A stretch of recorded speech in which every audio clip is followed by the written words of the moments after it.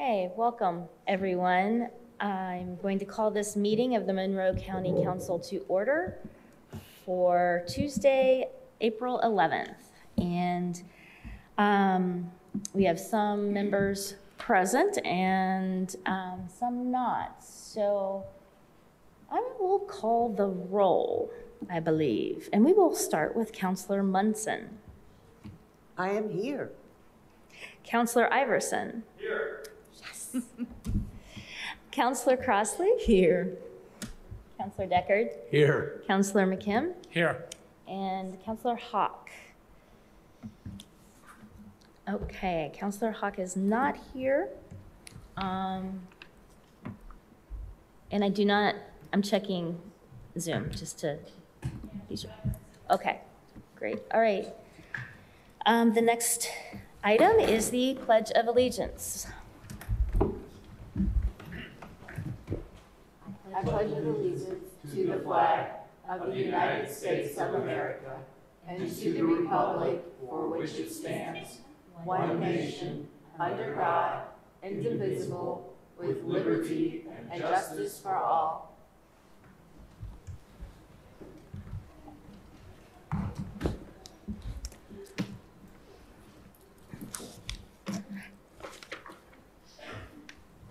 And next is the adoption of the agenda. Are there any additions or deletions from tonight's agenda? Yes. I'd like to move to add item 12B, aviation requests to create a new account line and to simultaneously amend the 2023 salary ordinance. Second. Great. Are there any comments or questions on that addition? Seeing none, could we have a roll call vote? Or can I do? Everyone who's present is present. All in favor of adding item 12B for the aviation department, please say aye. Aye. Opposed, say nay. And the ayes have it. Are there any other additions or edits to our agenda? Okay.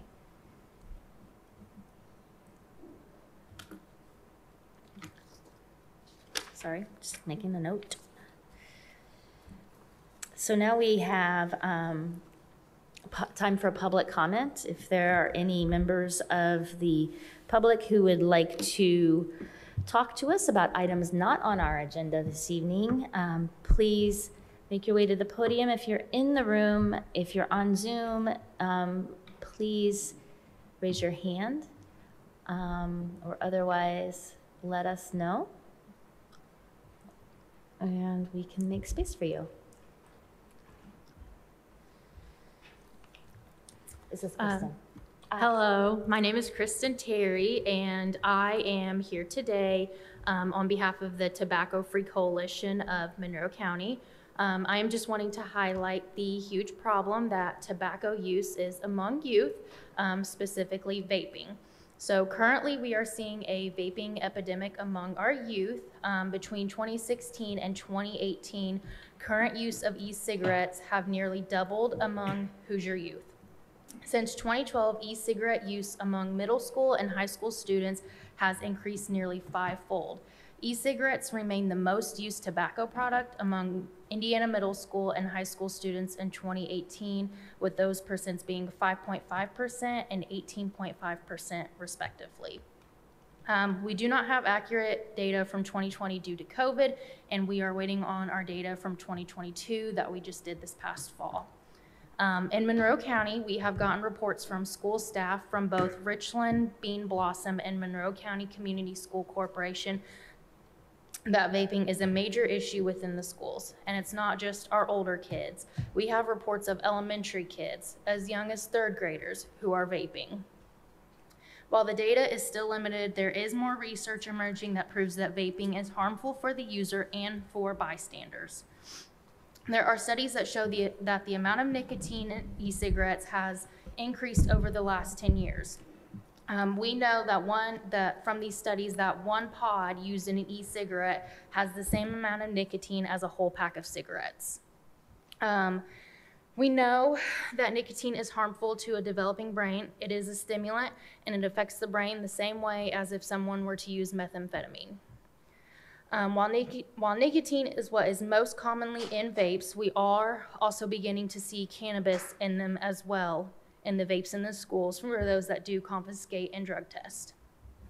Currently, the Tobacco Free Coalition is partnering with the Monroe County Health Department to work towards adding e-cigarettes to the county ordinance. It is already a part of the city ordinance, but it is not on the county. As community members, we must continue to be informed about the problems within our community to protect our youth. After all, they are the future of our community. Thank you. Thank you, Ms. Terry. That was a lot of information. I do have a question for you. Actually, you mentioned you were working to add e-cigarettes to the county health ordinance. Yes. You working directly with the health department on that? Yes. Great. And then it'll go to the commissioners after you've put something together? Yes. Okay. Yep. Great. Thank you Thank very you. much. Are there any other members of the public who would like to speak? All right, I see no one, so we will move to item 5, which is department updates. We do have an update from Lori Kelly and in the health department, and perhaps Bree is going to speak to this. I don't know if she's on. Nope, I think it's you, Bree. But you're...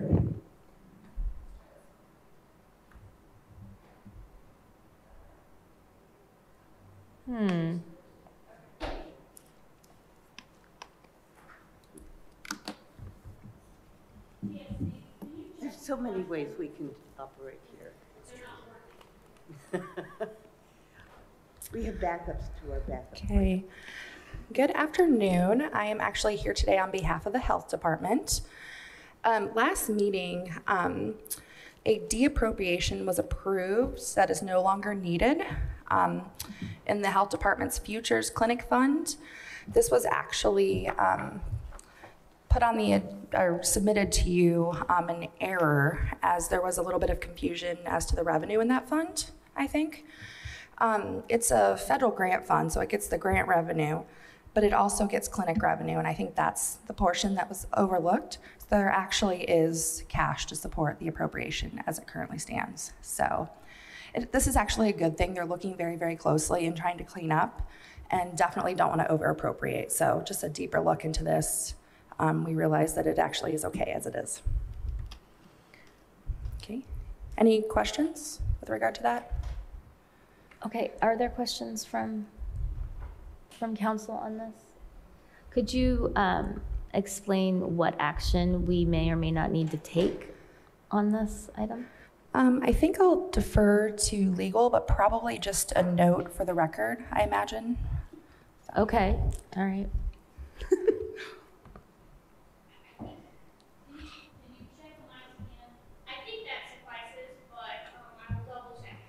Okay, all right. Well, I assume that she'll come to us with the need, if there's a need for an appropriation. Thank you. No other questions from council? Then it looks like we have an update from our auditor. Welcome. Sorry, just for the record and for those on Zoom, Councilor Hawk arrived. Thank you. If you couldn't hear that, because the mics are having problems, Councilor Hawks arrived, for the record.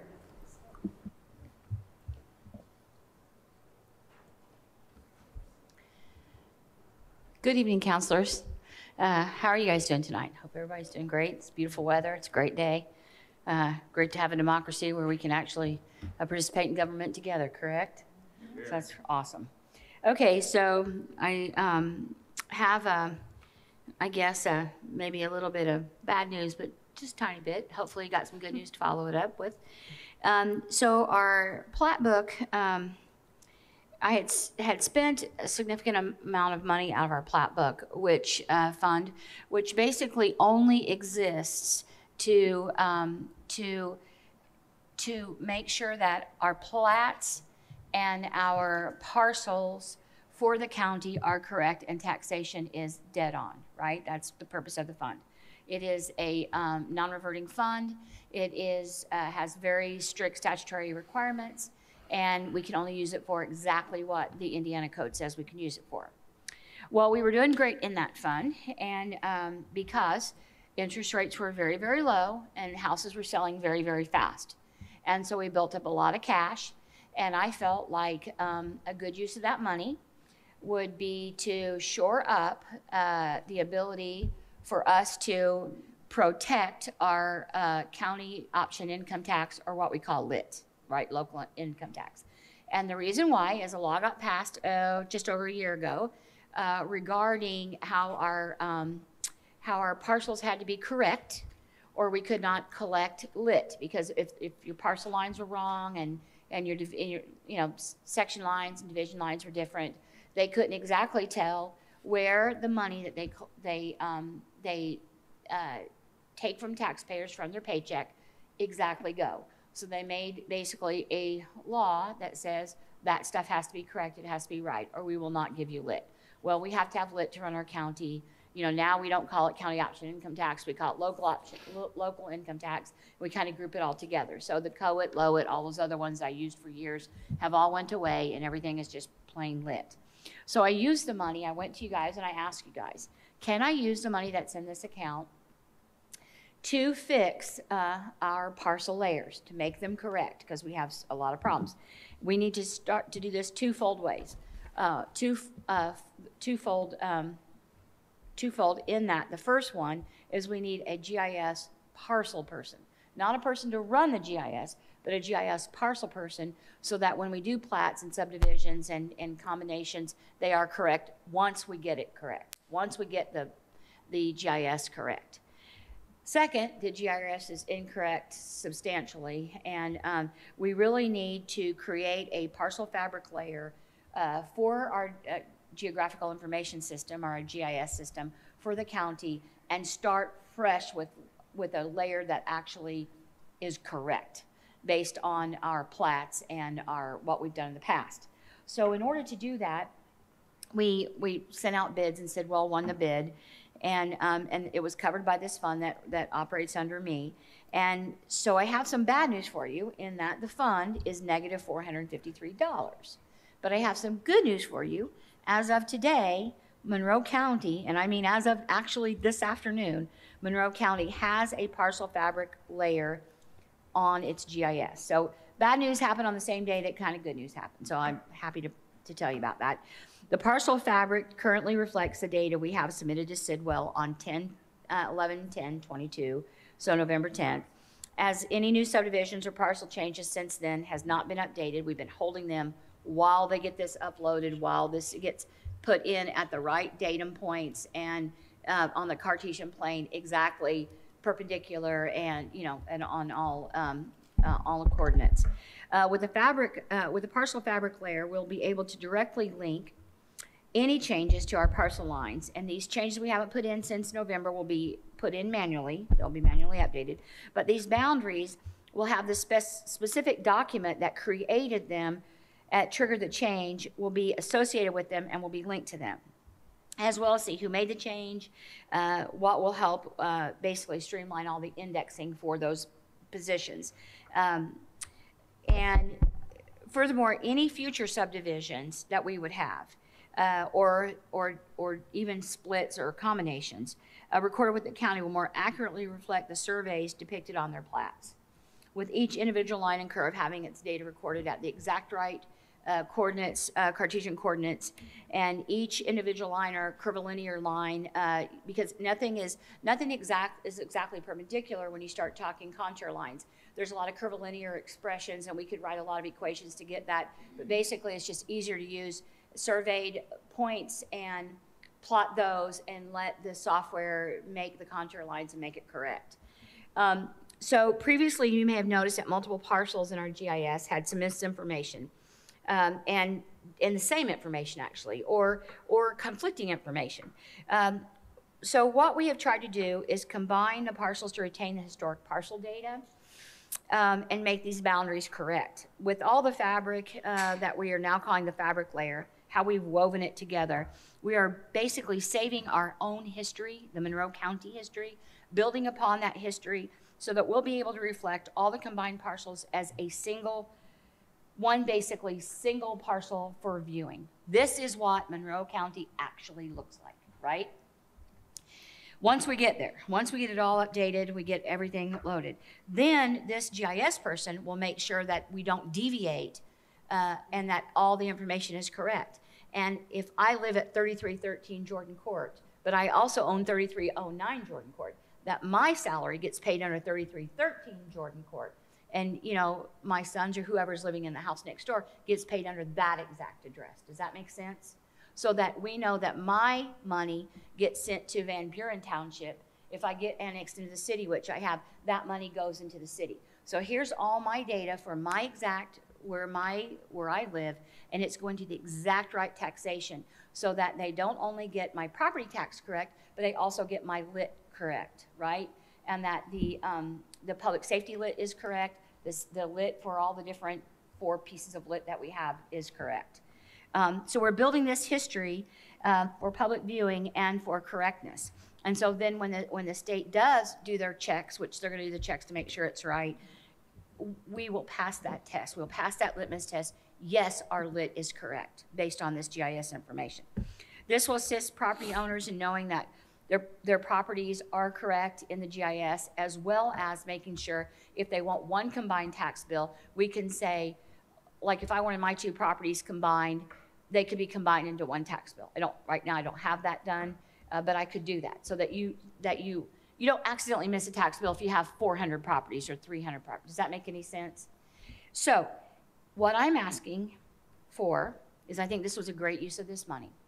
What I'm asking for is to subsidize why we've overrun this account, which is we're not selling as many houses, the interest rates went up, so we don't have this giant real estate market. I would like to subsidize out of my other account, which is the auditor's ineligible. I would like to subsidize this account to pay for this GIS person until the market catches up with the expense, knowing that I sort of overran it myself by asking to pay for this parcel project, this contract. So I would like to eat this myself and revisit it at budget time so that there's no negative effect to the general fund in the year 2023. So I hope you guys have support. I'll be happy to answer any questions that you have. Thank you. Question? Sorry, and this is more about the results of the project. I mean, I have no problem with paying for it out of ineligible deduction rather than plat book. But so at what point will the new parcel lines be available in the public GIS, or are they already there? Well, I believe it's on there as of this afternoon. However, it's only updated to October 11th, or not till November 11th. And as we hand put each piece in, it will be updated correctly. And the GIS person, who's Patrick Ellis, who wrote those notes, or he kind of listed out notes, I added some stuff, obviously. As he works with the changes that have been made since then, he will work on those first. And then once we get caught up, it will be absolutely in real time. And he will literally go through each parcel and make sure those lines are correct. So if you get on GIS and you see that your lot lines are not exactly where your property lines are, they will be fixed. Okay, thank you. So, and I do want to point out there's multiple layers to the GIS. Our business as the auditors, we're the statutory holder of the parcels. So we only deal with the parcel and taxation level. That's the only one. Excellent. My question was going to be, how does this differ than working with our GIS coordinator in the surveyor's department? But you just answered that question, so thank you. Yes, there's so much more to GIS than just this. This is only taxation. Mm-hmm. And getting taxation correct so that nobody overpays or nobody underpays. And it's a statutory requirement that Yes, we it is. get this lined up, Yes, right? it is. Are there other questions? Yes. I just had a clarification question. So if I'm looking at Monroe County GIS, I will see, and I see a line that's kind of doing one of those to the sides I know is not right. You're saying that would be fixed Yes. as a result of this? And we will do that in our office only on the parcel fabric layer. And any new surveys that come out with plots, or plats, whichever you want to call it, people call it the same thing. It's virtually is the same thing. Or combinations or splits. Like if you just want to split, say you have 20 acres and you're splitting it among 3 family members, and you know you get your 5 acres and you're giving them the other 3 people 5 more acres. All that will be done in our office in real time. Okay, thank you. So, oh, okay, go ahead. No, you go ahead. So Kathy, thank you for this presentation. I had the good fortune of working with our GIS coordinator in the surveyor's office earlier this year when the legislature was considering a bill that would provide payment in lieu of property taxes for parcels owned by the state rather than privately or by other entities. And so we looked at what properties there were that were actually owned by the state, and there was a lot of confusion and misinformation. Yes. And this is important because eventually the state will need to reconsider this issue. Well, it's very important in this county because we have a lot of state property around the lake. Not just the lake, Morgan Monroe State Forest, yes, Yellowwood, et cetera. So if they end up paying per square acre, it's very important for that GIS to be correct. Or if they give us taxation offset. Absolutely. In other words, we want to make sure that we never rip Monroe County off, that our taxpayers are not overtaxed because our GIS was not correct. Right. So additionally, there is services that we provide to the state for road maintenance, et cetera. And we need to know what we're doing and be able to communicate with the state about this. So I'm very glad that this is going on. Well, it's not just an interesting project. The surveyor and the GIS person and even TSD, we have all worked very, very closely to make this a very successful project. Great. And I have nothing but amazing things to say about everybody that participated. Yep, great. It's been great. Thanks. Thank you.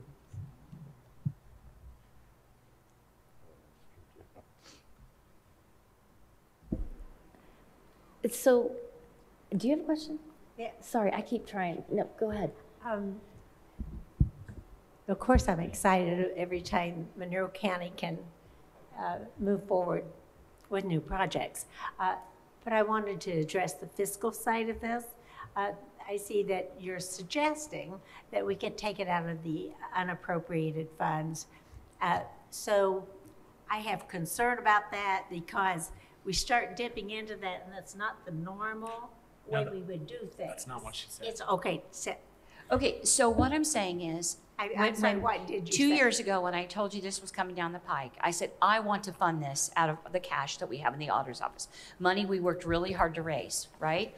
So now that plat book is depleted, we want to use auditors ineligible to finish the expense of this so that it was at no cost to the taxpayer other than fees for transferring property. Okay.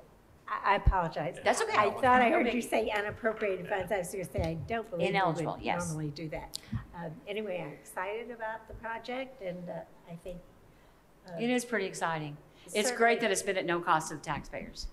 right, and Something to it's be proud of for our exciting when county. we move ahead, and the other counties are trying to catch up with us. Are there other questions from council? I just wanted to confirm that you will come back to us then at our next meeting with a request. Good point. What I'm going to ask you for, and I think Bree and I are deciding if it's going to be 25,000 or exactly what we're going to ask is if we can duplicate the GIS person's work in this other fund so that as money comes into this fund, We will use the money specifically like it's supposed to be used for a plat book. If we do not have enough to cover his salary, we'll switch him to auditors and eligible. So again, County General will not take a hit. We'll revisit all this and the measurements of these different matrices that we're looking at budget time. Okay, so we can get this all worked out, the details of it set up next meeting. Great. All right, thank you. Are there any other departments who would like to provide an update at this time, either online or in person? All right. Okay, seeing none, then we are at council liaison updates. And do any council members have updates for us? We're going to start down here at this end. Councilor Hawk, and we'll just work our way this way. I guess maybe it's just the council. I'm not the liaison, but I'm on the Indiana County Council Legislative Association. And big things happened at the state again today. So I'm just saying, everybody needs to watch. It's not finalized yet, but it looks as if some big changes are going to be made having to do with our food and beverage tax. And what is in the legislation right now, if it doesn't get changed, is that the portion, when we adopted it, it set up the advisory council, and it said that neither the city nor the county, the legislative bodies, could spend without the authority to spend from the advisory council, and they took that portion off. It said that they could come and ask for advice, but you know, advice is worth exactly what you pay for it. There's no payment made there. So I think if anybody's interested in that, you might want to just take a look at it. The other thing is that if it wasn't real clear, but the city and the county both had to put together a budget, how they planned to spend the money, and they added some things there, how the money could be spent. And so therefore, because the city would not have to come to the advisory council to get permission to spend, they'd go ahead and put together their budget for the following year. And so could the county, for whatever portion our money is, and then if it's not spent out by a certain time, and it just said if they don't spend the money, it doesn't say spend it all, it doesn't say what portion, whatever. So that was rather confusing. But that if it wasn't spent out, both the city and county spending it out, then the tax would go away, just go away.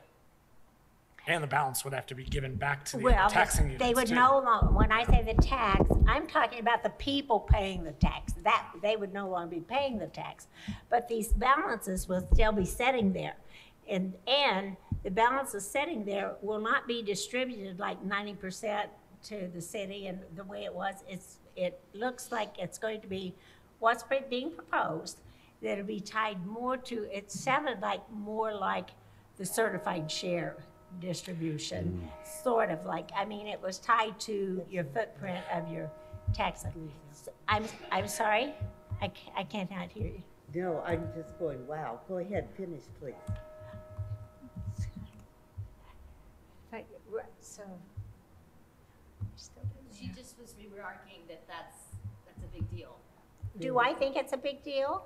She thinks it is. I think it's a very big deal. It's millions and millions of dollars. Yes. That's a big deal.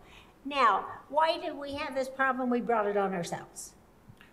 You know, because people, and I agree, we should not be paying tax for something that we get nothing for. We've been sitting here getting nothing for it. So this may just be the push to get together and get something done. Now, the leader of the Tax and Fiscal Committee spoke with Senator Yoder and said that he would welcome an amendment. But that had better be, he made it pretty clear, we've got to get moving. And somebody else on the committee even said, it looks like Monroe County needs a dad to tell them what to do. Now that's, And Adele? really, you really could hardly find fault with these people because they're tired of fixing Monroe County's problems, so we make our own. But I just think we need to. I would have told you this was coming up, but it was kind of a shock. And I was over watching Ways and Means Committee, thought, oh, I better go see what's going on tax and fiscal, and they'd already started the debate. So I missed most of it. Okay, so now you looked at it. What have I missed? Well, I mean, I watched the whole thing as it happened. See there. And actually, Commissioner Githens was up there testifying today. But who is Richard? Is that Rick Cochran? Yes. Okay, because you said with Richard, and I Yeah. thought, well, what's the building person? Okay. No, they were both up there testifying against it. And I have to say, I first learned about it early this morning. And so, but but after listening to the debate and, and reading the law in more detail, I mean, really, what it just does is lights a fire under both sides. Well, how It's many like, times get have I it, been get it saying done. we Yeah, need to get it done and get her done. And the get her done date is April 1st, 2024, Yeah. to actually get the money spent that's already been collected, to come up with a plan by the end of the year and then actually spend the money according to that plan, and then continue to submit these reports every year. So really, it's just it just lights a fire in it and says get it done. And so Senator Yoder did say that she was going to try to submit an amendment to maybe adjust the timeline.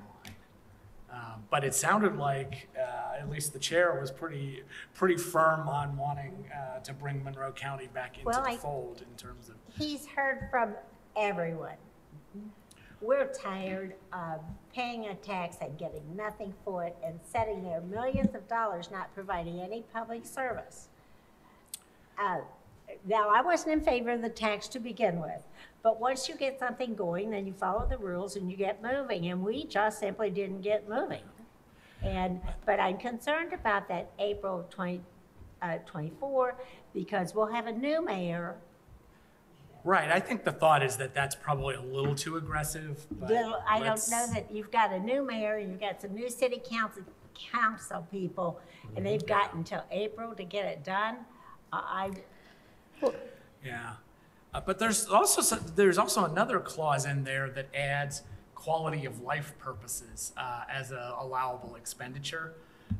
So which I think makes some of the things on the county side we've been wanting to do. It just makes it clearer that those are legitimate, rather than having to even tangentially tie them to the convention center and tourism. It actually allows, for example, trails or soccer fields or other things like that are, I think, more clearly quality of life related to be allowed. So there's some good and some bad. But at first I was pretty shocked when I read it, but after listening to the debate and reading it in more detail, I could see the motivation. Here's something I really did not like about it. We should already have a convention. It didn't say that the city couldn't get another food and beverage tax. It said the county couldn't. Now, we put this in place, 90% of which is going to the city.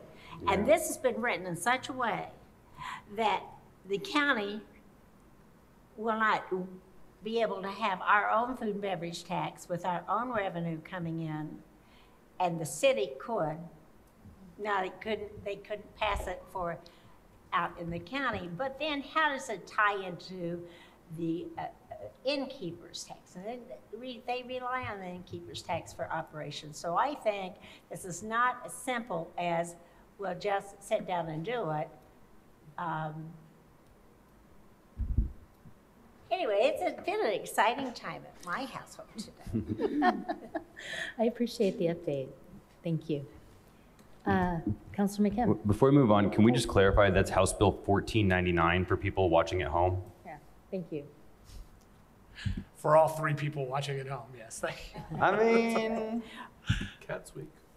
Well, and also, if anybody has a clear view of House Bill 1006, and that's the mental health for people who might be incarcerated, the fiscal note on that, and I've not heard this body talking about it, but that's what, we're the fiscal body, and it says on there makes it pretty clear that if we should need extra dollars having tied to how our insurance was, that the counties would have the option of reducing the benefits to the employees. That's what it says. Read it. Read it, Peter. I did it see says that. reducing the I'm on it, benefits Marty. or raising the cost to the employees. I find that unacceptable that it should be Monroe County government employees that would have to help foot the bill for this. Now, if I am reading this wrong, I hope you'll research it and let me know. I try not to be wrong, but I am once in a while. I got a dog. I should have done that. So. All right, thanks. Councilor McKim. Some important climate action news here from the Monroe County Solid Waste Management District. Back in April of 2022, the district partnered with City of Bloomington Utilities to commission a detailed feasibility study to assist CBU in assessing the merits of creating a resource recovery program. And that program would include wastewater treatment plant improvements, anaerobic digestion, biosolids reuse, and biogas utilization facilities. The goals are to reduce or eliminate net greenhouse gas emissions from the Dillman Road wastewater operation, which includes processing solids from the Blucher Pool plant as well, in a fiscally feasible manner, and as well as to actually reduce the amount of those biosolids going to landfill. And the results of the study are intriguing. In particular, the study concluded that an anaerobic digester and other improvements of the Dillman Road wastewater treatment could actually be cost neutral under some scenarios. And even under those that aren't cost neutral, the costs of those investments would be less than others that would achieve the same carbon reduction goals. The first opportunity for the public to see the results of the study will be this Thursday evening at the meeting of the Solid Waste District Board of Directors, where the consultants will be present, at least by Zoom. The meeting will be at 4 p.m. here in this room on Thursday, April 13th, and will also be available on Zoom. CBU is also going to conduct a meeting that's more oriented towards the general public later this month at a date to be determined. And once that date is known, we'll make it sure to distribute it widely. But if you're really interested, come or view the district board meeting on Thursday for a first look at the conclusions of this very exciting study. Thank you. Any other liaison updates to my right? No? Okay, I'm going to start and come this way. Councilor Munson. I did not get to hear the testimony today about the food and beverage tax legislation. I was dealing with other tax matters called my own income taxes. Yes. And I think it's very, very amusing that somebody said they needed a dad telling them what to do. Certainly, they never listened to the mom, because I think I did my best since 2017 to help move this convention center expansion forward. And I'm very worried about the April 2024 deadline, because even with an agreeable group of people from the city and county working together, it may be very difficult to get bonding in place for the development of this expansion project. And that's just something to do with the nature of arranging the finances. Yeah. I think I'm hopeful that Senator Yoder can affect some sort of date change on this for Monroe County. Okay. Councilor Iverson. Thank you, Madam President. I have 3 exciting things to share. Of course, I always think what I say is exciting, but we'll see what you all think. The first is that our Community Justice Response Committee will meet this Monday in this room. We will be having design firm DLZ give a presentation, and I encourage everyone to go onto the CJRC website and look at the proposal, especially on page 11, where they offer a suggested timeline for how they see this process playing out. I found that helpful and useful to think about the ways that we are going to be constructing a new facility, and I encourage you all to attend this presentation and to learn as well. The second item that I want to share is that the Monroe County Environmental Commission will meet this Thursday at 5:30 p.m. in this very room. Of note, we are moving forward with our partnership with the Indiana University Environmental Resilience Institute and their McKinney Fellows program. We are really excited about this, and we are on the cusp of sharing even more information with you. Make sure to attend that meeting either in person or virtually.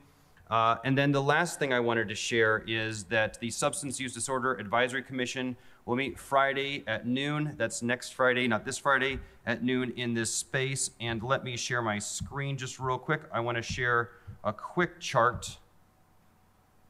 I think, can you all see this?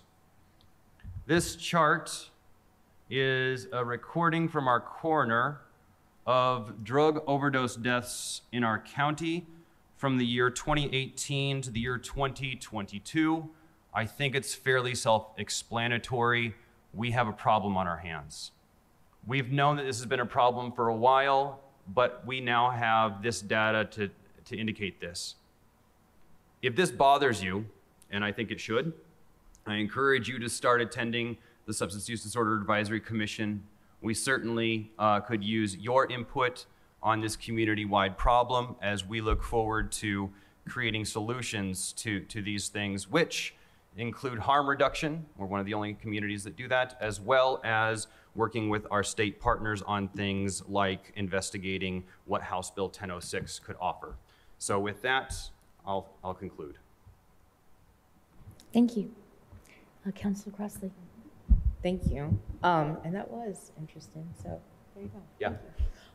So I sit on the Community Corrections Advisory Board, and this board meets quarterly. We had our meeting yesterday, April 10th, and just a couple of key points that I thought were interesting that we all should know. With Community Corrections and our probation department, we had at least three recent resignations. But with that being said, we also had 3 recent new hires.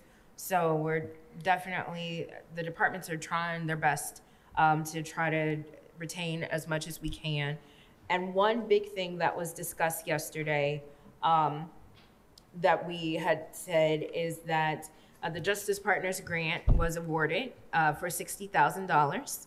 And we also just was discussed yesterday that we will have 1 more year of that funding. So we will have that again for another year. And of course, a lot of folks know that that funding was used for the New Beginnings program in our jail, but that was cut. That program was cut because of funding. And so people are in talks of trying to restart that program again. So I just thought it was important for me to discuss that. And the next meeting will be August 28th at 5 o'clock. Thank you. A lot of amazing work going on between meetings. I would like very much to have a discussion with you about that. I would have liked to have been, heard what was going on at that meeting. When I looked at the agenda, we are in District 5 for the parole area, and that's several different counties. And it does make you wonder if all of the people coming in from parole from all the counties, that they're all coming here because they can be assigned to attend so many classes and so forth, which we offer, you know, and the drug treatment courts and so forth. And maybe the other counties don't, but that may also be one of the reasons why we continue to have more people put in our jail because breaking their rules. So that's something I thought was interesting, but they might or might not discuss that at the meeting, but it was part of the agenda. Yeah, it wasn't. But yeah, I'm more than happy to talk with you about it. Okay, I just have one quick half of an update. It's sort of a semi-update. It's an inkling of an update. You may have heard that recently the communities of Nashville and Columbus and Bloomington pledged to work together regionally on Project 46, which is an initiative to combat the impacts of our changing climate and increase community resilience. And in speaking with the city administration and with our commissioners, we're looking into how we can join that effort and support that work. These problems need to be addressed at a larger scale than any of one body can really do. So we're looking at how we can amplify our efforts by working together. So hopefully in the next few weeks, I think the endorsement of a resolution is on the city council's agenda for tomorrow evening, and I'd like for us to look at following their lead and joining in with them with a commitment of support relatively soon. And that is all I have for liaison updates. I believe that brings us to item 7, and we can start having some formal business here. This is with the Monroe County Public Library. Council, I move to approve the Monroe County Public Library's request for an additional appropriation in Fund 0061 Rainy Day in the amount of $4 million in the capital category. Second. And Mr. Carson, welcome, and come on up to the podium. Would you like to give us a little background just so everybody here Certainly. is on the same page? Thanks. And so what I thought I would do, if it's okay, is talk about both of these additional appropriation requests and open with sort of a little bit of an explanation about both. So MCPL is requesting additional appropriations for fiscal year 2023. These funds would be used for 2 specific purposes. The first, as you just referenced, is $4 million from the library's Rainy Day Fund, which has been accumulated over time to supplement the Southwest Branch construction project. The second request is for $613,000 from the library's general fund. This is related to the DLGF decision not to approve the library's fiscal year 2023 operating budget. This request is to restore operating fund spending levels to what the library had originally budgeted for 2023. The Rainy Day Fund request is a long-anticipated piece of our overall branch construction budget. The general fund request, however, reflects an error on our part, and we would like to describe. In brief, we calculated the proposed 2023 operating budget by starting with the previous year's adopted budget and increasing it by the coming year's growth quotient of 5%. After review and adoption by our Board of Trustees and submitting the budget, our DLGF representatives noted a discrepancy of $1,832 between the library spending total and the DLGF calculated budget spending total. This discrepancy was due to an adjustment to the 2022 adopted budget, which we neglected to factor into our calculations at the start of adopting this budget last October. The DLGF would not allow the library to make a final budget adjustment to comply with the 5% increase limit, and so we were awarded the 2022 total budget amount instead. And if I may, I'd like to invite our Finance Director, Gary Lettler, to the podium to share a few more details about this and to help answer some of your questions. Gary?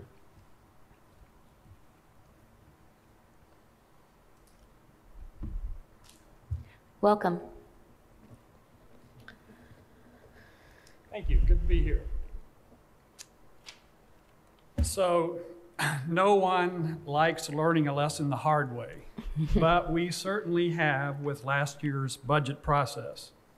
As Greer said, when calculating the total spending budget for 2023, the DLGF adjustment made after the budget was adopted in October was not included.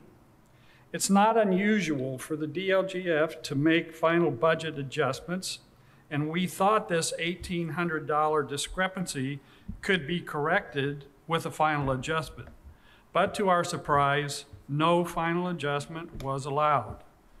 After we got the bad news, we notified the library board and the county council that we had a problem. and this additional appropriation request would be coming for approval. In past years, there has been coordination with our DLGF field rep to provide a review of the budget information that we enter into the Gateway reporting system. That review process didn't happen last year.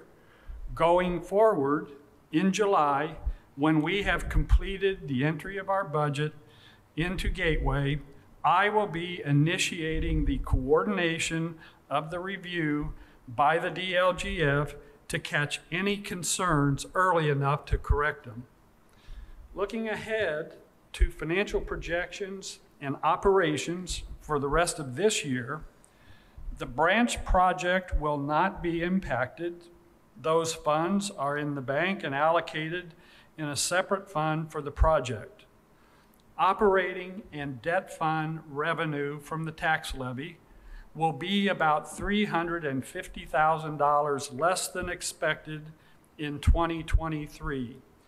Revenue increases in investment income and LIT, local income tax revenue, are expected to make up for most of the $350,000 reduction. Also, the projected 2023 operating cost will be less than expected because the new branch-related cost increases were estimated and budgeted based on a full year of operation of the branch. At this point, it looks like we should have an surplus this year of around $100,000. Be happy to answer any questions. Okay, since the motion that was read was just for the rainy day, Yes.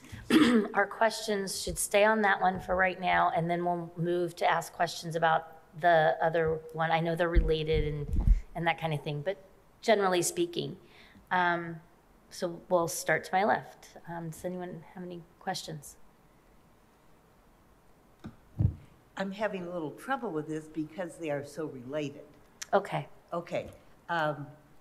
Could we possibly change that plan and talk about them together? Because when I looked at Ms. Gregory's memo, that made me think that we should talk about them together. I asked for the And possibly, it might be helpful if her presentation was made, so we would know the right questions to ask. Okay. So Sorry. we'll hear from Ms. Gregory to provide some information from the auditor's office perspective. And is there a need to amend the motion to keep discussion going, or are we good? All right, we're good. Okay. Okay, so I sent an email just with my findings after doing a little research today. I just pulled information off the Public Gateway site just so I could see the ending balance for 12/31 of 22, and then, you know, the revenue, the levy, and then the estimated miscellaneous revenue. I just took the certified information. And that was the information I provided you just so you could kind of see the overall picture. Since I had the opportunity to speak with the library representatives, and there was a $1.2 million transfer from the general fund to rainy day. So that the rainy day appropriation is supported, and then it looks like, and please correct me, the general fund balance will be, I guess, close to $1 million, like the After the rainy day transfer, the general fund or the operating fund balance was about 1.8 million. Your microphone died. Thank you. Well, that makes a lot of sense. Yeah. So I'll go back to Councilor Munson. Do you have any questions or comments? Well, I think that addressed my immediate concerns because I just knew we couldn't be considering appropriation for funds that weren't there. And so this is up-to-the-minute accounting for us. Just in time Just in accounting. time. And I don't have any further questions. Okay, Counselor Iverson? My question, since we're talking about the Southwest branch and its construction is, you know, the last time I heard an update was that things were going smoothly, we were on schedule. Is that still the case? Greer works more with that project than I, so I'll let him speak to that. Sure, yeah. Sure, and I'm happy to say it's very much the case. We are on track to open on June 9th as planned, and I see no reason to have to extend that date whatsoever. We did build some time, a little bit of a cushion in between substantial completion, which is scheduled for 2 weeks from Friday, and our opening date of Friday, June 9th, knowing that there are some final things that could go awry, but the big pieces, particularly the rock excavation and some of the need to reroute some of the infrastructure and so on, has long been taken care of. So we're about 90% done within the building and maybe 75 to 80% done outside of landscaping. So we are very confident that we'll be opening on June 9th as planned. Excellent. I think the public would like to hear that this issue that's before us today will in no way impact the opening date of this. That is correct. What is sure to be a beloved space. Yes. Yeah. Yes, that's correct. Thanks. Question? Counselor Deckard? You may have to jog my memory, but as I recall throughout the discussions on this library, the use and the library's diligence in setting up these rainy day funds has been pretty well discussed and documented over the period. I recall your predecessor discussing it, we talking about it, et cetera. It might. That is correct, yes. Okay. I don't know, Gary, do you know how many years we've been accumulating surplus funds for rainy day? That might be good to share too. The first time that we did a bond request, a general obligation bond, a 3-year bond, we had projections for surplus for several years. At that time, we said these surpluses will be accumulated over time for the purpose of service expansion. So in 2012, I could see that we did have the capability to build funds over time. And that's when we started. And I want to make sure that the light of that and all this gets put out there. A lot of good causes come up in all those times, but the library kind of had a vision for that. And that's impressive over that period of time. Thank you very much. Councilor McKim. Thanks.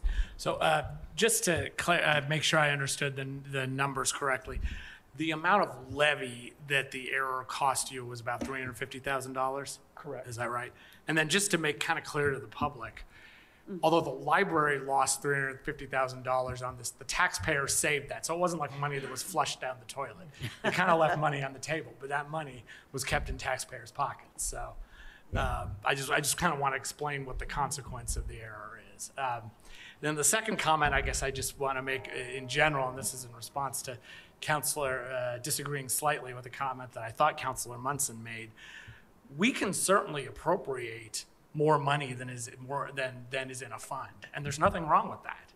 That is there. You need both appropriation and cash just to be able to actually spend the money, and it's perfectly legitimate to appropriate more money than is currently in a fund. They just can't spend it until they actually have the cash in there. Okay. So even if this balance that we had received had been correct, I'd be perfectly comfortable appropriating the $4 million because they wouldn't be able to spend it unless they had it. But as it turns out, you have it anyway because you've already made the transfer. So that comment, this was just kind of more of a philosophical point, I think. And to be clear, when we pass, a couple of things here. We know in order to spend money, you have to have the appropriation, the authority to spend, and you have to have the cash on hand right then to spend it. To spend it, yes. So you have to have that. And so what we have to also recognize is that the state wants this, because it's an additional appropriation, so that'll go to the state, and the state will look at it, and we don't want the state to deny this. And that's the reason why I asked the auditor's office to do the research on this, because I wanted to make sure that when this goes through, we don't have any hiccups at the state level. And the reason why this is so, a couple things, yes, indeed, you're right. The taxpayers didn't have to pay that extra, however many $1,000. And they're going to see that because everybody's getting their tax bills right now. And when you look down on your list of tax bills, you're going to see how much the school tax went up, huge. And people think it's the county doing this. No, the school did that because they did the referendum with a rate control fund, so the rate times a lot higher assessed value brings in. Everybody's going to pay a lot more taxes for that.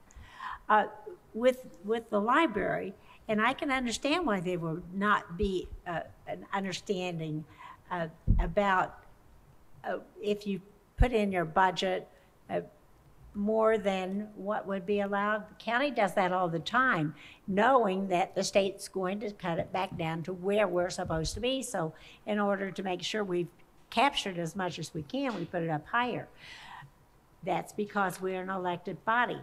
Library board cannot do that. They're not an elected body. And so the legislation says if they can't even go over 1 penny more in their, and it's not with the levy, but it is tied to the growth quotient. So all of it comes together, and we'll work together and fix it. But boy, you can't, I know that you would like to have that $300,000, but you know, I think you're going to see an increase in your income tax revenue this year. So Yes, we are. and because once the levy rates and so forth was set, once that all sets out and these taxes start coming in and the assessed values went up, I think we're going to see a lot of additional dollars coming in. Poor folks at home are not happy about it. They love the library. Nobody wants to pay taxes. Yes. Well, are there any more questions or comments?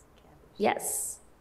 I just wanted to say that when you guys had the Elsewhere building project, if you remember right, you guys earmarked those funds for the general fund, the leftover money, which was supposed to be seed money for future projects. And I believe they asked the origin of some of that money. I wanted to say that I thought you were very diligent in partitioning that off for future projects. And I do believe that was where the seed money started back in your time. Correct. Thank you. Thank you. So is there any public comment on the item at hand, which is the appropriation from the rainy day fund? Seeing none, could we have a roll call vote, please?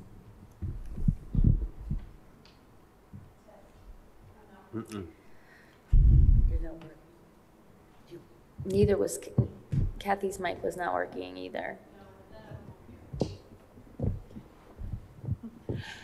Counselor Hawk.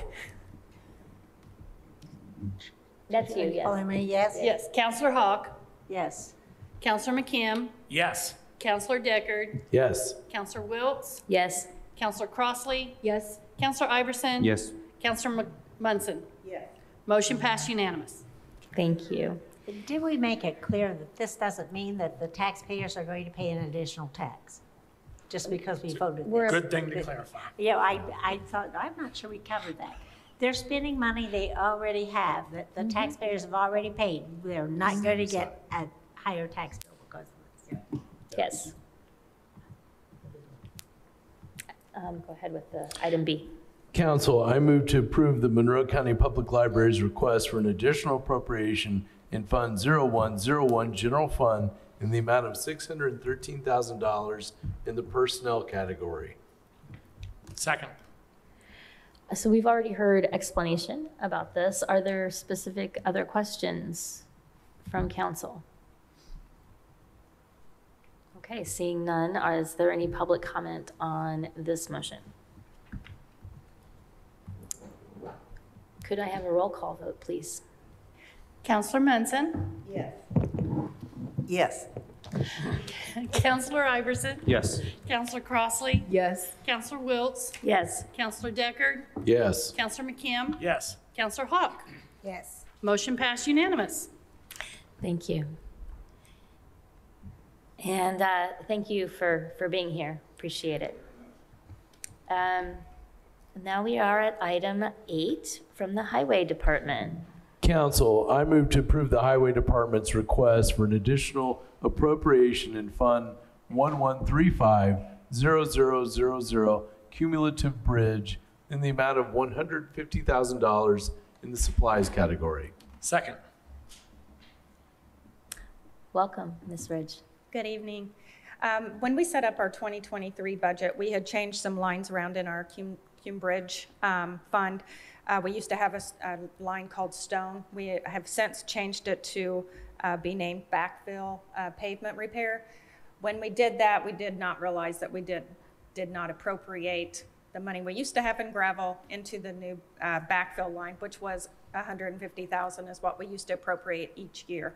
So we're asking to add those funds to the backfill and pavement repair line that used to exist in gravel. Makes sense to me. Are there any questions? Okay.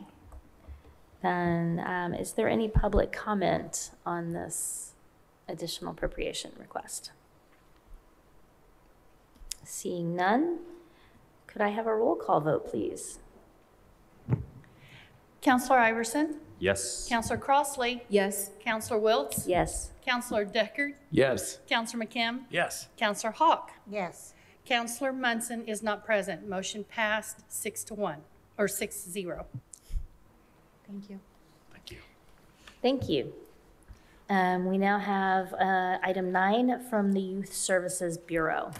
Council, I move to approve the Youth Service Bureau's request for an additional appropriation in Fund 9111-9624, 1503 YSB grant in the amount of $41,280 in the personnel category. Second. Good evening, councilors. My name is Vanessa Schmidt. I'm the Deputy Director over at YSB. I'm just here to request approval of the IYSA grant. It's already been awarded to us, but this fiscal year will start in July of 2023 and run to the end of June of 2024. This funding is used to supplement our direct care staff and half of a case manager salary. All right. Thank you for being here. Appreciate it. Do you have any questions to my left? And to my right, are there any questions or comments? It seems pretty straightforward. Is there any public comment on this item? Seeing none, could we have another roll call vote, please?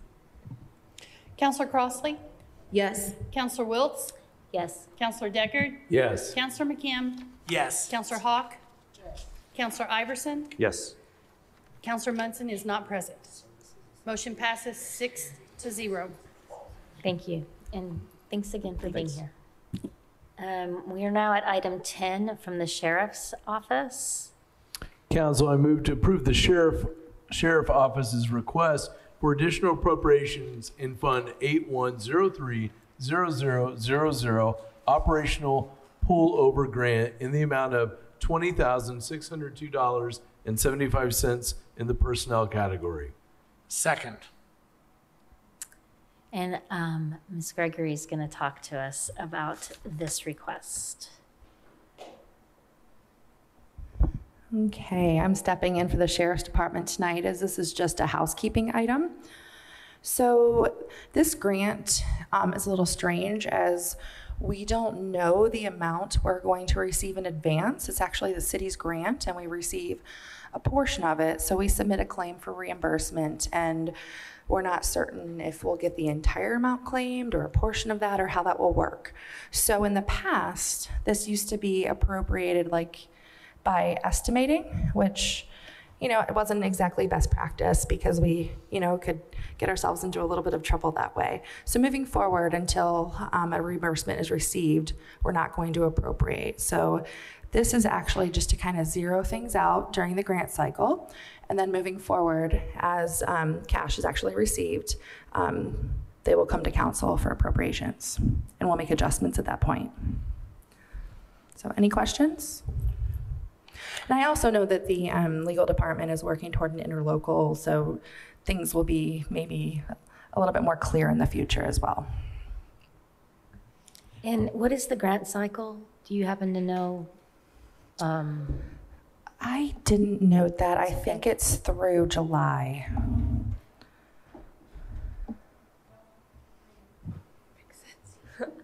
It's from September to October. That's right. Thank you.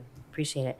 Are there questions on this item to my right? Councilor McKim. So I'm still trying to understand this. Sorry.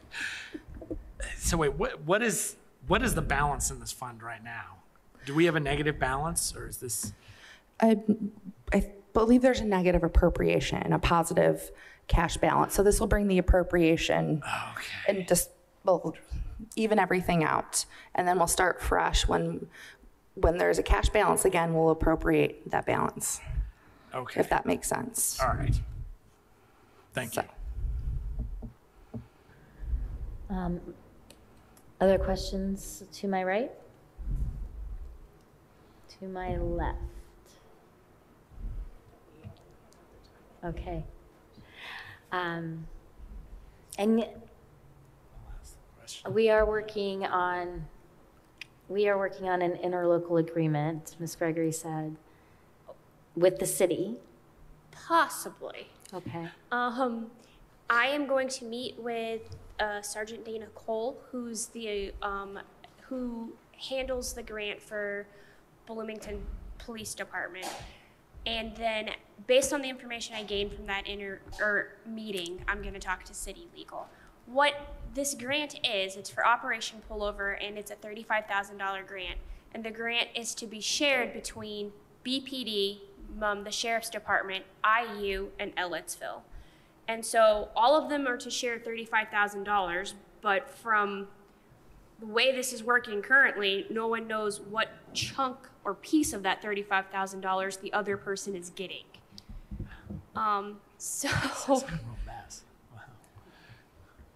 Sounds like a backwards way to do things a little bit, but okay.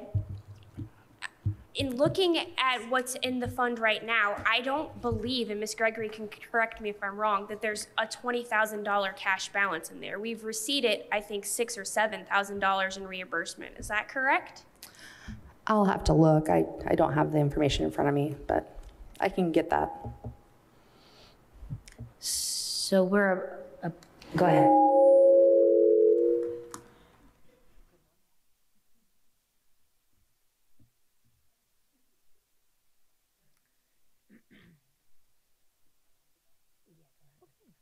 Uh-oh.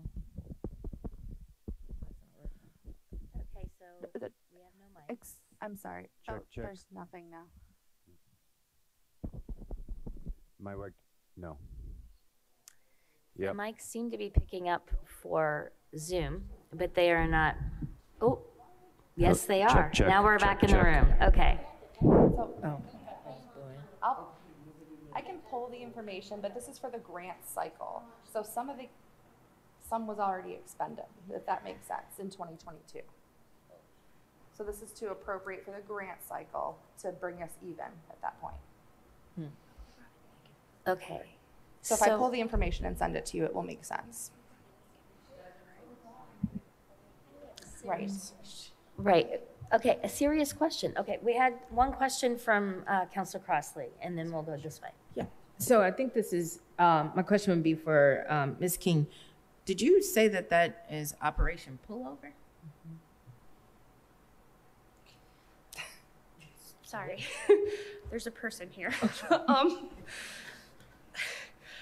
The grant is called the CHIRP grant. It comes from the National Highway Safety Traffic something, the acronym that I can't remember the rest of. But it is used for Operation Pullover and OWI enforcement, as well as I believe it is part of the Click It or Ticket campaign, so OWIs and seatbelt. Okay. And so, okay. I think that explained what Operation Pullover is. Okay. I just thought that was funny. Okay. Yes, odd, strange, unfortunate name, really. Question from this end. You're taking. Yes, Counselor Hawk. Well, if they've already worked the overtime, I'm just trying to figure out when have they worked the overtime, because we can't say, oh, well, we'll pay you whenever.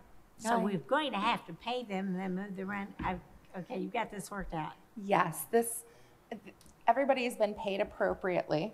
So it was either paid from another budget and we're correcting it into this fund because we have the availability of cash. This is just, yes. Now it's all clear. So this is again on a grant cycle rather than like, a yearly cycle. So some of the expenses were from 2022 and some will be from 2023. It lapse years. So I'll, just so you can all kind of see it, maybe easier to visualize, I will send the county council the 2022 information in 2023 so you can see it all together. But you're rejournaling expenses that have already been incurred and paid. We're appropriating appropriately for the grant cycle. Okay. I just want to make sure people got paid. Sounds like that's our. And this is why we did so on our audit. Yeah, that's. So my question is similar. I mean, I know that people were already paid, but the idea is in going forward, perhaps, would be that they would be paid out of the overtime line. From another fund. And then when there is funding available in this fund, when we actually have the cash, we can make corrections within this. So then you would just move it over exactly. into, we can correct the expenses to this fund then. But it's just, even though it's a little more work, behind the scenes then, it just keeps this fund in good standing and it's easier that way to track and account for. Okay. Because at this point, we don't know the grant revenue that we'll receive ahead of time. Well, I guess I will look at it as a happy, lucky surprise. Are there any other questions? Good luck working out how it moves forward. Do you have a question or a comment? I want to say they usually keep a separate set of time sheets. They really meticulously track this information. So for this specific person purpose. Does that make sense? Yes. The grant is very specific on what qualifies as overtime and how it's to be calculated. And so one of the things that I want to look at into doing the interlocal is if our proposed plan moving forward is allowable under the grant, because I want to make sure that if we're doing a payroll correction that we're still providing BPD, who basically facilitates the grant, with all the documentation that they need for that grant. Right, okay. Is there any public comment on this item? Seeing none, let's have a roll call vote, please.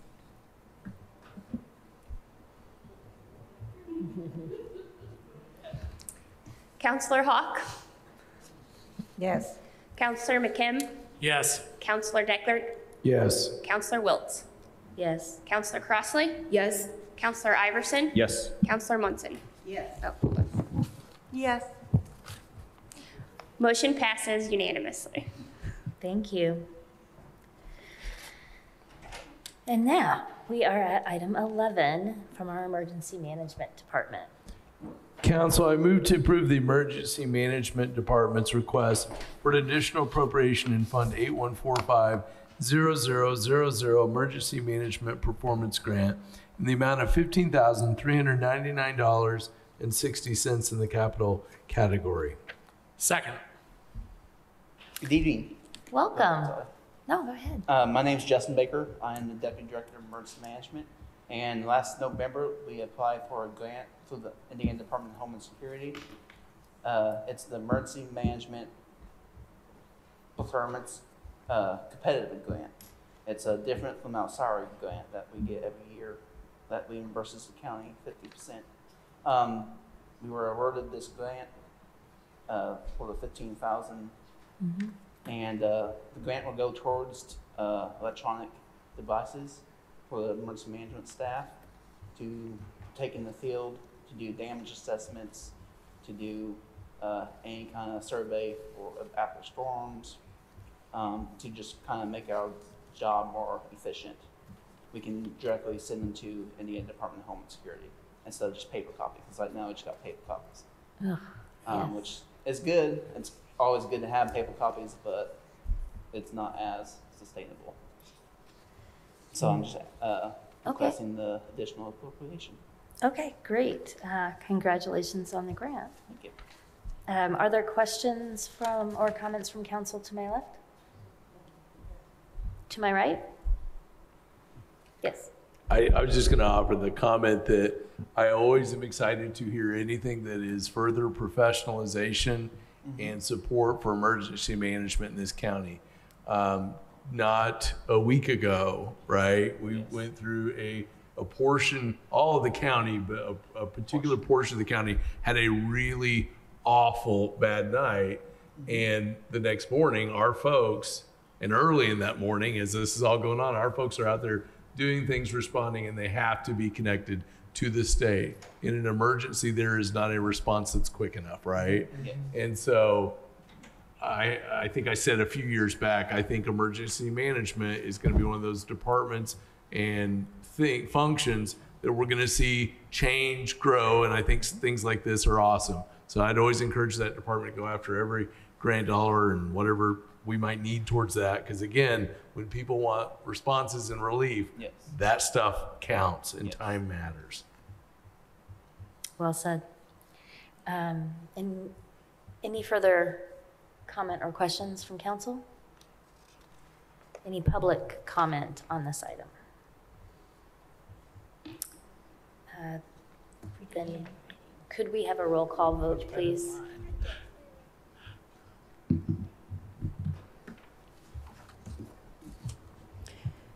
Counselor Munson? Yes. Counselor Iverson? Yes. Counselor Crossley? Yes. Counselor Wiltz? Yes. Counselor Decker? Yes. Counselor McKim? Yes. Counselor Hawk? Yes. Motion passed unanimous. Thank you, Mr. Baker. We now move to item 12 from our aviation department.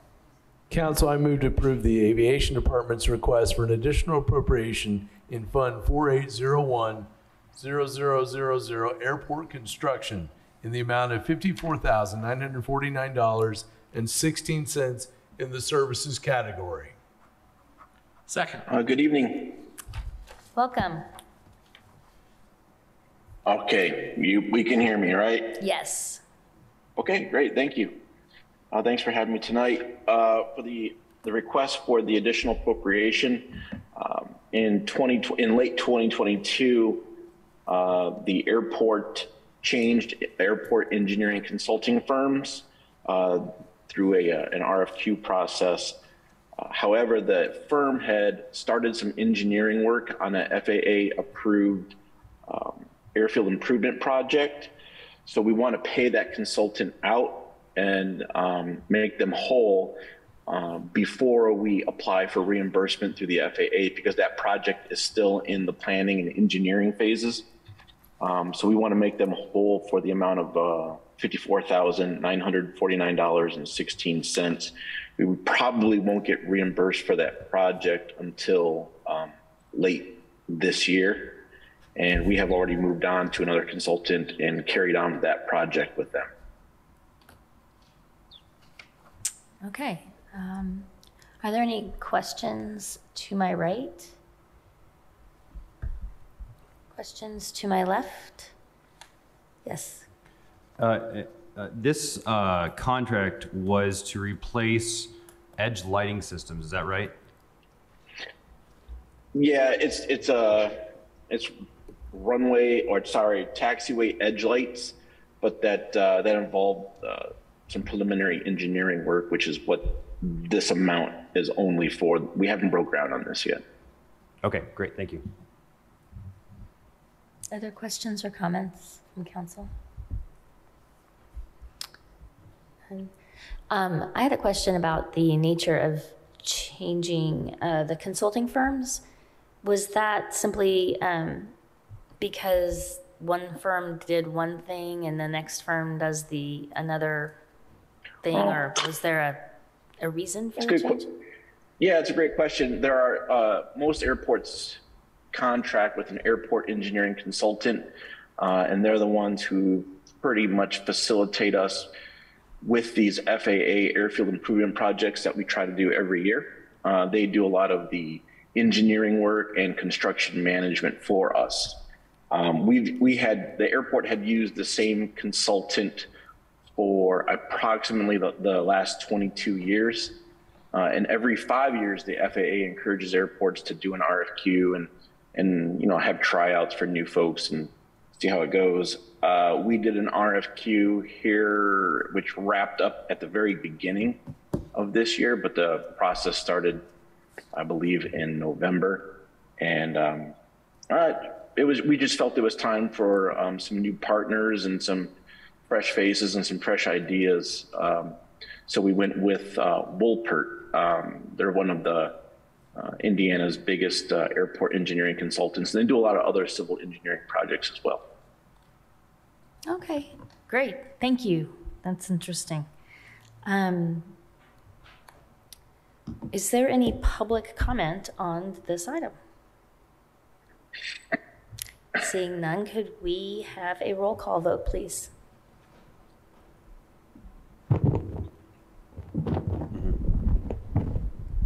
Counselor Hawk? Yes. Counselor McKim? Yes. Counselor Deckard? Yes. Counselor Wiltz? Yes. Counselor Crossley? Yes. Counselor Iverson? Yes. Counselor McKim, or Munson? Yes. Motion passed unanimous. Thank you. And we added item B to the agenda, so we could have that now, please. Council, I move to approve the Aviation Department's request to create a new account line and to simultaneously amend the 2023 salary ordinance in Fund 1107-0000 Aviation Fund, account line 16800, temporary transitional training, 40 hours, Pat D, non-exempt for the new incoming assistant director. Second. All right. Okay, So thank you. this is part of your transition in hiring a new person, right? That is correct. Last week, we had gone through the new streamlined council process to bring somebody in at the midpoint. So we made it to that deadline requirement. An offer was made and accepted by the candidate for the soon-to-be vacant assistant airport director position. And yes, it's such an important role for the airport and community with a lot of the safety aspects that are wrapped up into that position. We wanted to take advantage of the opportunity for some temporary transitional training with the incumbent and the new hire. We feel it's very important for that, as I said, for that position at the airport. And we have adequate resources in our 100s. We have, I believe, in our part-time balance, we still have, as of today, $38,000 in that line. And the amount, just the salary amount for the new hire would be approximately $5,200, not counting the additional benefits. But so the money is there. We're just asking for the appropriation, and we believe it's warranted for this role. Great. Makes sense to me. It's why we just kind of set that precedent, these lines. Are there any questions to my left? Questions to my right? I believe this is what actually I had discussed with the airport earlier, several months ago. We started doing this with some of the other departments. Makes a lot of sense to be able to use the knowledge of the person who's already been serving and be able, and so they can do the training. And it makes a lot of sense. So I'm glad they did that. Absolutely. And thank you for making sure it got on the agenda. My pleasure. And I just want to express our gratitude for allowing us to do this. Just echoing Marty's sentiments that you don't always get this opportunity to cross-train. You don't always have an outgoing person who is always leaving on good terms or more than happy. But this person made this decision known a long time ago and is more than happy to help us out and ensure that we don't lose any institutional knowledge in this transition. Yeah, that's great when you have that opportunity to be able to really kind of up the professionalism of the job. Is there any public comment on this item?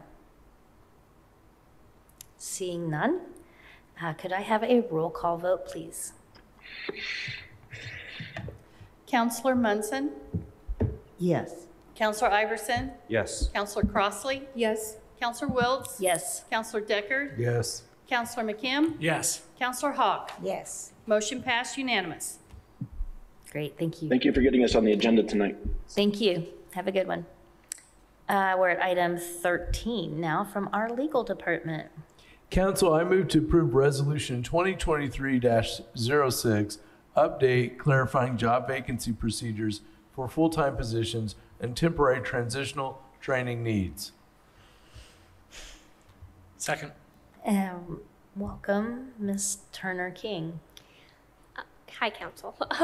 So at the last work session on March 28th, I brought to you an update to Resolution 2021-18, which was a resolution that outlines the procedures for departments to fill vacancies in full-time positions. We specifically added language that once a department makes a request and that request has been approved, the vacancy would be filled pursuant to the personnel policy. After the March 28th hearing, I realized that Resolution 2020-18 was not the most recent resolution on that matter, that Resolution 2021-46 existed, and that it added information in regarding the transitional training lines that we just dealt with. And so I think Ms. Kim can share the screen, but in essence, this is requesting to update the correct resolution, 2021-46, to make the changes that we discussed last meeting, which is to clarify that requests to fill vacancies should be done so pursuant to the personnel policy. And then there was just some language in there that we also cleaned up a little bit. I think that the resolution referred to people by the wrong title. And so Ms. Shell looked at the resolution as well to help update the process to make sure that the resolution reflects what actually happens in practice. Great, thank you. Are there questions to my right? Councilor Hawk? I know at the last meeting, I think it was the last meeting, Councilmember McKim said, what problem is it we're trying to solve? And I wondered the same thing. But it does call into question whether or not I remember this correctly. The justice side of the county does not always have to follow this personnel policy because am I remembering that correctly? Because I know they were going to put all this in salary ordinance. If you don't do X, Y, and Z, well, you're not going to get paid. And they were trying to include the elected officials. And I said, whoa, you can't even do that. You know, you can't get that out of there. You can't even do that. And so they did remove that portion because you have to pay somebody once they work. You know, you just have to. So those are the questions I have about the whole personnel policy and who all is involved in putting it together, and if we even know what the personnel policy says. But maybe all of you have that memorized, and I just don't. So I do not have the personnel policy memorized, for the record. But I think the question of who the signatories are is a good one that can easily be answered. Do the courts participate in the personnel policy? But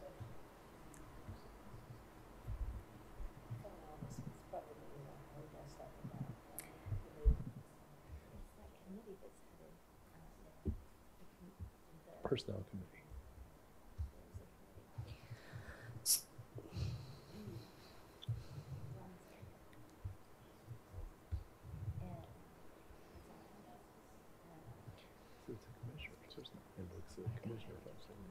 I have a point of clarification that if legal could answer this question while you're thinking about that one.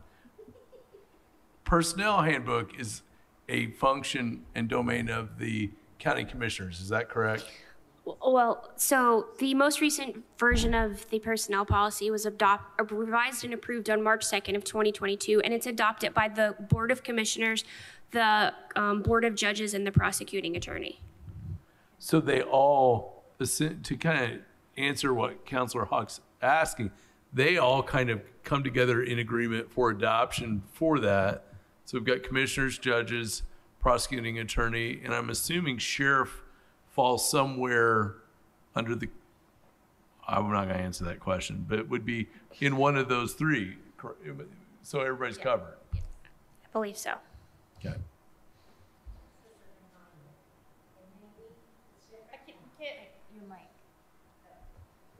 as a reminder, maybe it's different now, but when there was this big push for this training that commissioners was going to say everybody had to take it or you didn't get paid, kind of a thing.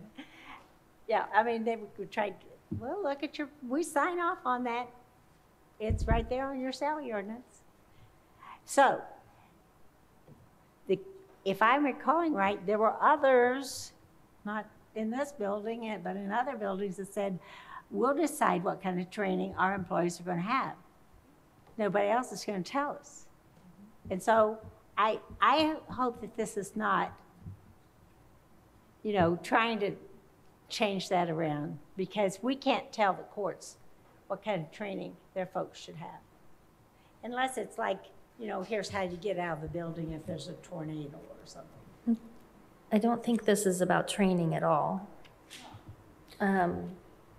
It's really just it's really a housekeeping issue that's trying to fix something we did last meeting with respect to how to hire.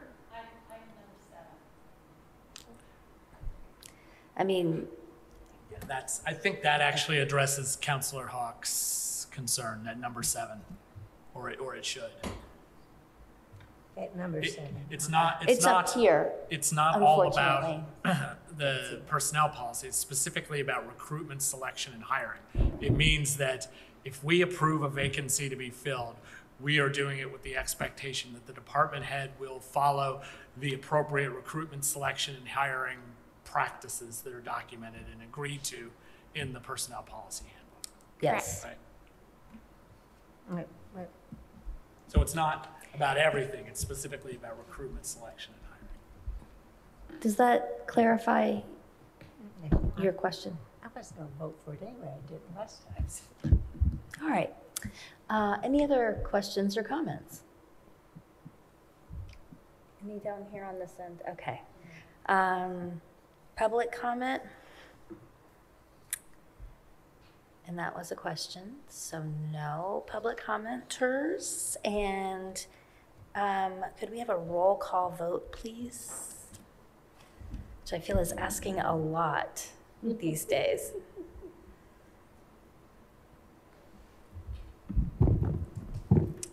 Counselor McKim? Yes. Counselor Deckard? Yes. Counselor Wiltz? Yes. Counselor Crossley? Yes. Counselor Iverson? Yes. Counselor Munson? Yes. Counselor Hawk? No. Motion passed 6-1. Thank you. We are now at item 14, which is the approval of summary minutes. Council, I move to approve the summary minutes of September 13, 2022, regular session and budget work session number 3, September 14, 2022, budget work session number 4, and March 14, 2023, regular session. Second. Are there any changes, corrections, questions, edits, comments from council? Seeing none, I'll ask if there's any public comment on our minutes, just in case. Seeing none there. Do we need a roll call? Voice vote, got it. All in favor of approving the minutes as presented, say aye. Aye. All opposed, say nay. Motion passes unanimous. It is time for council comments, so if you have anything further to say and share with us, now is your time. Please let me know. Councilor Hawk. Yes, as many of you already know, if your phone is ringing, some of the tax bills are already out. Evidently, they weren't all mailed out the same day. And I've been trying to, it's really wonderful. You can just go to the treasurer's page, and right there, you just click it on, and you can just look up the address, and and look at that tax bill and talk with the concerned citizen. They're looking at the bill and I'm looking at the bill. We can go line by line. And what we can see is it's not the county that raised our rates so much, and although they get the bill from us, so they think we did it. But the part that was raised so much was, and this one particular instance, I was talking with this one individual, sent him information, his tax bill went up $500 for the school referendum. Now, we didn't do that. And the reason why it went up so much with his higher assessed value is, if I understand correctly, the referendum language was tied to a rate and not to a levy. So if they use that rate times a much, much higher assessed value, that referendum we're going to bring in a windfall of dollars into the school. I hope they'll use it to give the teachers a raise because they need it. My daughter's a teacher. We've been looking at the salaries, and the Bloomington school system can really use the money. If they're going to get that kind of money, help the teachers out. But, okay, so that went out. But also, the assessor has ordered all of the Form 11s to be printed off, and so we'll be getting those toward the end of the month. Now, that Form 11 is your assessed value, but it isn't for your taxes you're paying this year. But you only have so many days to respond to the assessor. Once you have received that, if you believe there's some error on there, you must respond to get that changed, and at least talk to them to see if there's a change to be made.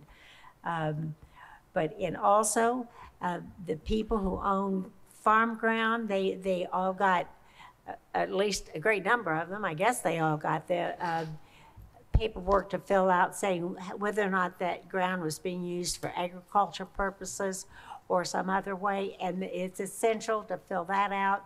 If you're, one of the people I talked with, they were using their farm ground, letting their neighbor use it for their cows. It keeps the weeds down and whatever, and it's good for the cows. So all he had to do was he was using it for grazing of the cows. So he's good to go. So just make sure that you get something from the county, that you get it filled out and get it sent back. Thank you. It's a good reminder. Councilor McKim. What? Oh, of course. Yeah. So I hope you can hear my big mouth. We can hear you, but everybody needs to hear you. I want to address what Marty said because it's very important. And it's not just the schools. Anytime your assessed value goes up, any rate-controlled fund is just multiplied times that.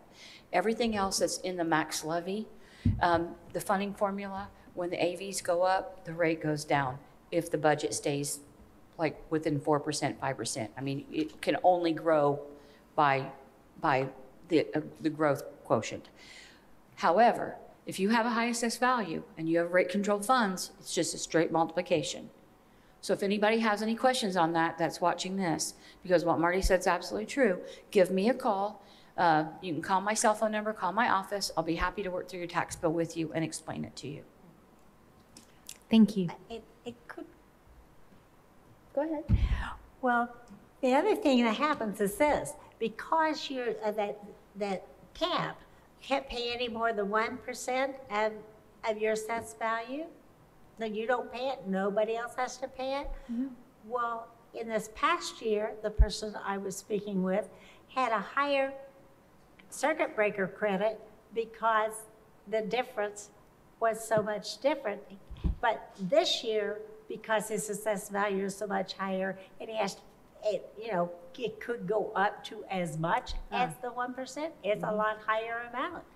So his circuit breaker credit on this expensive home was not as much, by like a couple $100, as it was for the past year. So it looks like as if it's benefiting people with very expensive homes. Whatever. Just say it. Interesting. If I don't have one, I don't know. Yes, Councilor McKim. So this is actually just to follow up on Councilor Hawk's first comment with respect to the increases the taxpayers are seeing. And so I've just actually, right before the meeting, I just pulled out the levy numbers for 2022 versus 23 on the budget order. Because of course, what ultimately, I mean, if what you're talking about, if the question you're trying to answer is, did government see a windfall because of the increased assessed values? We have to look at that at unit by unit. And so if I look, for example, at the county's total tax levy went up 7.1% from 2022 to 2023, about $2.3 million, went up to 7.1%. If you look at where those changes come from, it's not going to be any surprise. Didn't come from the general fund or any of the frozen levy, because that only increased by 5% by the maximum levy growth quotient. Didn't come from debt, because that's a smaller increase. It came from the Major Bridge Fund and the Cumulative Capital Development Fund, which are those rate controlled funds. But still, ultimately, it only added up to about just over a 7% increase for our total levy. You look at the city, kind of do the same calculation, 8.9% increase. So the city's total revenue, total levy increased by almost 9%. And I haven't had time to actually look at which funds. But then MCCSC, that increased by almost 30%, their total levy. So indeed, that is exactly where when taxpayers are asking where their money went, why it went up so much, it did go to the schools. And I agree, I hope the teachers are getting higher salaries because of that. We all know it didn't come from the library, because the library had a zero increase. Yeah. Oh. Thank you. Actually, that's both of you, have a way of clarifying things that's very helpful. Thank you. Any other council comments? Yes, Councilor Crossley. I know sometimes I come with doomsday quotes. That is not happening tonight. I know it's shocking, right? It's a nice day, so we all should just go outside and enjoy the weather.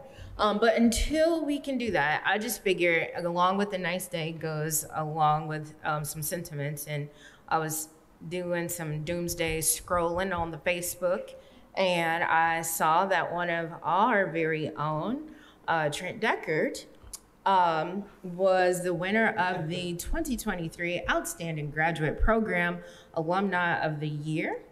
So that's awesome. Congratulations, Councilor Deckard. Hey, Trent. We are also in election cycle, and so I hope that all members of the public, even if you are not in city wide, or if you're not in the city and you're not able to vote in the city, there are some very interesting candidate forums that are happening, and we just encourage all public to pay attention, because Whether or not, even if you are not involved or able to vote within the city, what the city does ultimately has an impact of what we do here in the county, as we discussed with convention center, food and beverage tax, all the hot topics that are happening is something to be involved in. And Councilor Iverson and I went to the Chamber of Commerce forum yesterday, and it was discussed that we're projected to have an 8% turnout of citywide elections. That's what was quoted. And that's a really low number. So we need to do all that we can to educate ourselves of our candidates, and best of luck to all candidates, but please turn out, show up, and try to, or not try, go vote if you are eligible to vote in citywide elections. And last but not least, something that is very near and dear to my heart. I have my pink bracelet on, my pink and green bracelet on, and I can see some of our members here on our Zoom. If you don't know, now you know. I am a proud member of the Kappa Omega chapter of Alpha Kappa Alpha Sorority Incorporated, where we are, one of our slogans and one of our missions is to be of service to all mankind.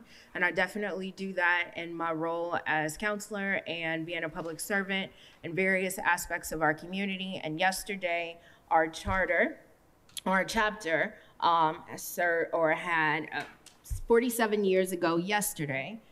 We were founded here. Our chapter was founded here.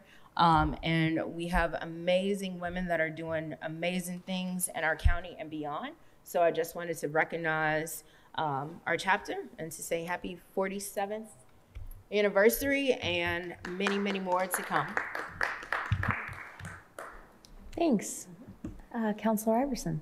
Thank you, Madam President. Last time I did council comments, I think I brought a box of Girl Scout cookies and talked about it as an economic indicator. And tonight I want to talk about March Madness as an economic indicator. Now, I'm not talking about basketball. I'm talking about the rush in March for parents to sign their kids up for summer care for perennially limited slots.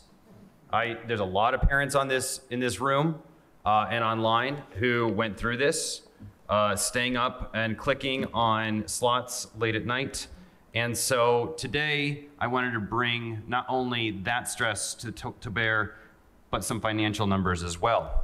My wife and I sat down and calculated that for this summer, we are going to be spending $600 per month per child on summer care. Now, we are fortunate enough to have grandparents in town, so that number could easily double. I wanted to put that into some perspective. The median income in Monroe County in 2021 dollars per month is $4,576. That means that if you are paying what the Iverson household is paying in summer costs, that about 13% of your income is going towards summer childcare. That is a pretty big burden, and that's only for the medium income. So if you're making less than medium income, that number goes up. Moreover, if you have more than one child, that percentage goes up.